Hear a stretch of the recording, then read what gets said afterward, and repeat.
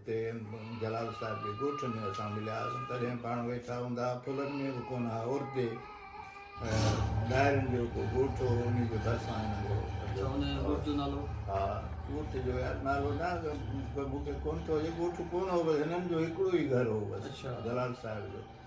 ऐं उन राति मां उते वञी रहियुसि त उन राति कलंदर बख़्श ॼाओ हो। हा उन राति ॼाओ सही बंदूक फायर थी मां थी सुजाग थी वियो। 2 बजे जो टाइम हो। भाऊ पाण बि आयो मुरकंदो आयो चई दिना तना आयो ख़ैर त आहे।